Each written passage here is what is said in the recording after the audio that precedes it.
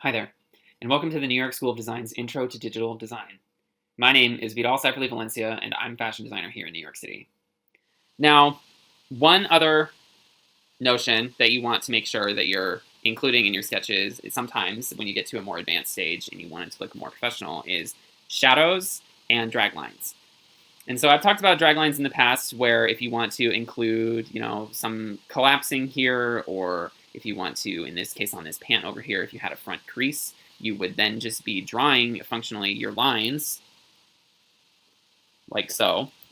But in this case, we would then now want to be applying our variable widths. And so this just, again, makes it look a little bit more sketched. It gives it a little bit more dimension. It gives it a little bit more quality to the hand. Sometimes when I'm adding drag lines, I want to add some indication of the armpit if it's not clear, like if it's collapsing here. And so I'll just take that away, take the fill away. I will zoom, and I will make it smaller, and I'll display some with my variable width in order to give it a little bit more of an indication. Secondly is the shadows, and for creating shadows, this just helps, again, add some dimension to your sketch. And I really recommend if you're going to add shadows, really just working only in black and just as a fill. So you'll just be drawing more or less the same way you have been before, but now you're just drawing the shadows into your sketch. So you can be drawing along, you can have it just be a fill, and then once you're satisfied sort of with your shape, of course you can always change it, you can go up here to your opacity and drop it down to something like 20%. I usually stay between 15 and 30% depending on kind of the aesthetic of the sketch, if I want it to look more deep or if I want it to look more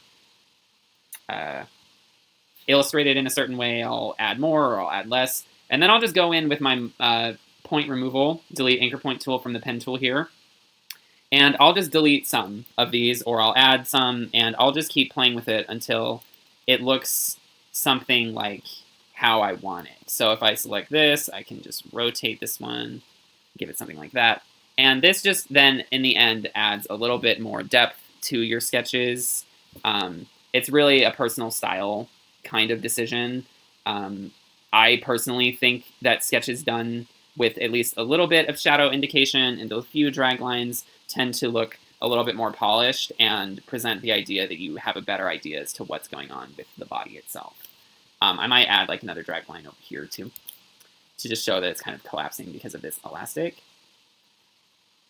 And sometimes they can come off the body, they can stay within the body. Again, it's going to kind of come down to the design aesthetic that you come up with and what sort of suits your own work. Again, you would want to make sure that you're adding shadows where they would exist. Of course, if you add shadows in like an incorrect place, it's going to create sort of an effect that you maybe don't want. For instance, like I would want to add some shadow to the inside of this hood because it's going to look more correct if I do so. And so if I just clone that shape, you can see I've cloned the entirety of the hood. I'm going to delete that outside part.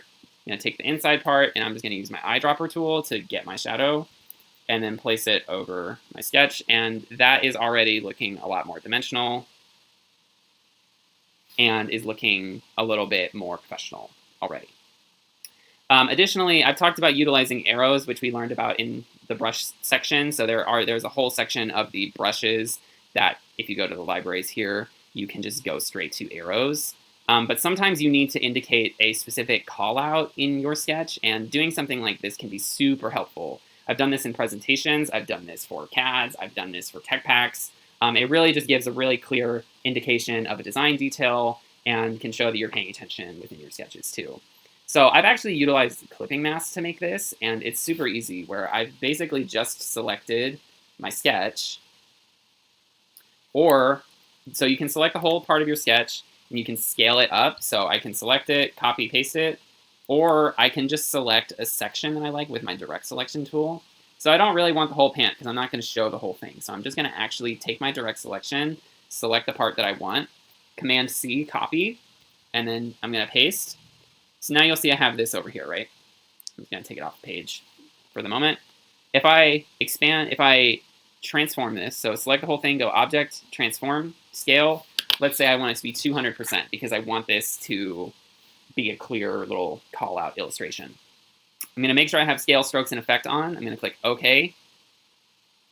And then I'm just going to draw whatever shape I want to be my little call out. In this case, it's a circle. So if I just draw my little circle like this, I'm going to make sure it has stroke and fill.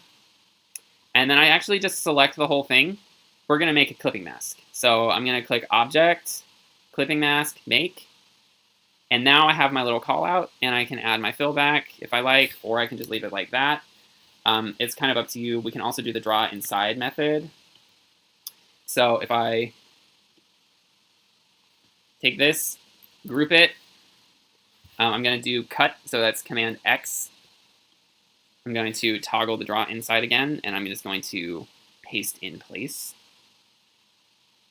Now you can see I can actually move the whole thing around very easily. I personally prefer the draw inside method to the clipping mask for the most part.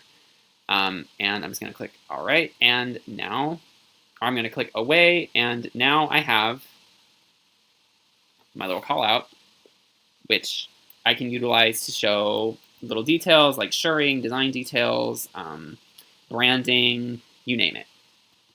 So these are just a few ways in order for you to really add some extra depth and dimension and make your sketches look a little bit more advanced. In our next lesson, we're going to actually take a trip back to Photoshop and look at making some color adjustments to some images there. And yeah, so I hope you've learned a lot. As I always say, just practice, practice, practice. You'll definitely get there. And there's so many ways to do everything in Illustrator and the whole Adobe suite, really. So feel free to look at other resources, find out other ways that people are doing things, and just explore. And I hope you enjoy. I'll see you next time.